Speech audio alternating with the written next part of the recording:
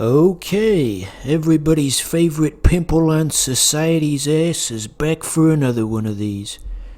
Did you see that warning? You can only play this in America and Canada. Europeans can get fucked. So this isn't quite Street Fighter 3, it's Street Fighter 3 2, if you will. A variation on the same game, that's what they did before patches.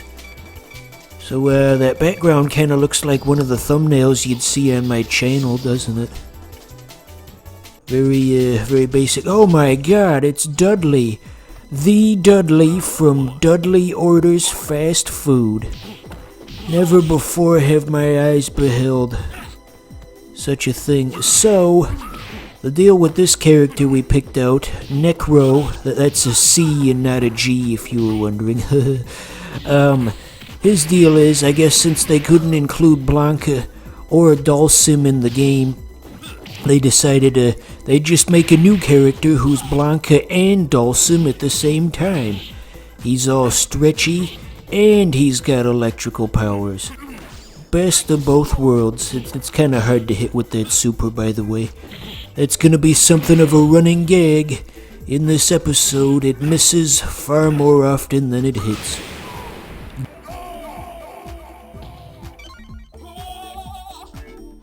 And unfortunately, since the AI is typically very simplistic in the first stage of the game, we're not going to get to see Dudley do all of his cool moves. He's not going to do his cross counter like he did in Dudley Orders Fast Food. Cross counter! How many times can I reference that video in this video? I suppose only time will tell.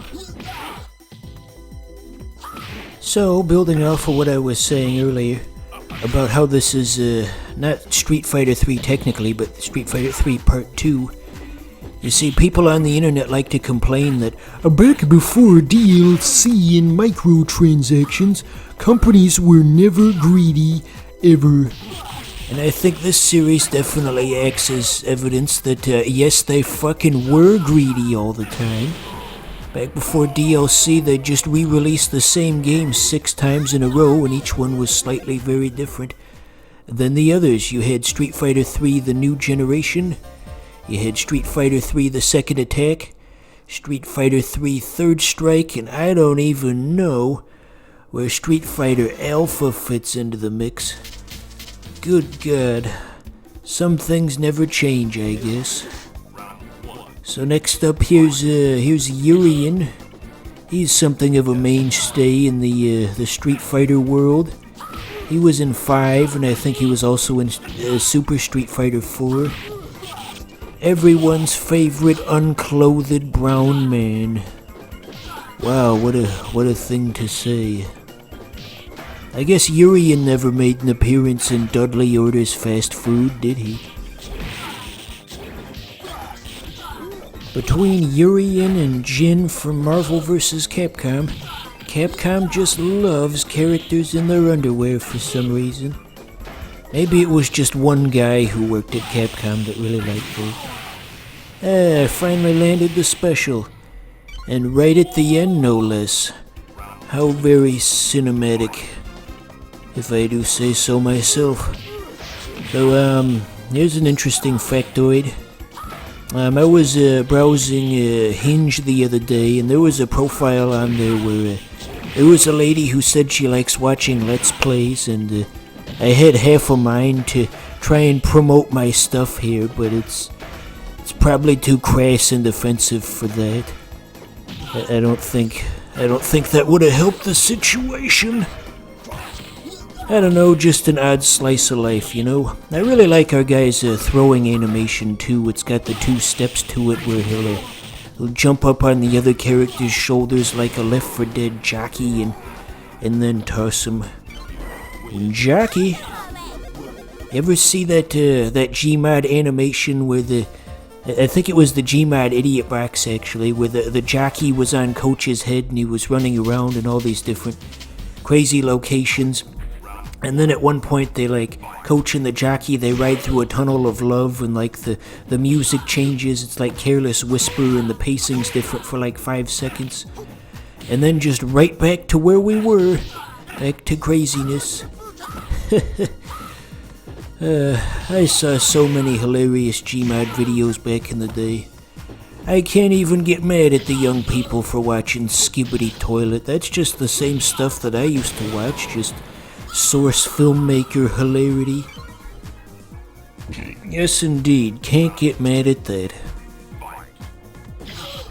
So yeah, it seems like with every fighting game, I seem to do decently enough on the arcade ladder, and then I just get to the third stage and I just totally get folded. It's like, even different fighting games from different companies, that really seems to be a parallel here. Stage 3 is where I just can't go any further. So anyway, those hot springs in the background remind me of, I was watching Hulu the other day, and they recommended this anime to me. It was called a Demon Lord Retry. I would describe it as having an uncomfortable amount of bathing scenes in it. It's like, who made this? Who the hell made this? So I guess that's the end of the road for Necro. Thankfully we can always put in more imaginary quarters. And now Jamie Lee Curtis appears to be cleaning out a refrigerator. You gotta do that every now and again. I can't get real sponsors, so we'll just put in imaginary sponsors. Just splice in random commercials from 15 years ago. Look at that, Activia's real good for your insides, apparently. They even had that close-up of that stomach. You think that was Jamie Lee Curtis's stomach? Just like it's like a picture of it. Well, since Necro let us down, I guess we can just, we can try a more straightforward character. Everybody's good as Ken, good as Ken, however you want to phrase that. So, now we're in Brazil. Smiling friends go to Brazil. That was certainly a divisive episode, wasn't it? I mean, I guess objectively it didn't have any jokes in it, but, you know, it's experimental humor, dear viewer. You know what I'm talking about, I assume. So, here we are, part 3 of Fightstick Fun.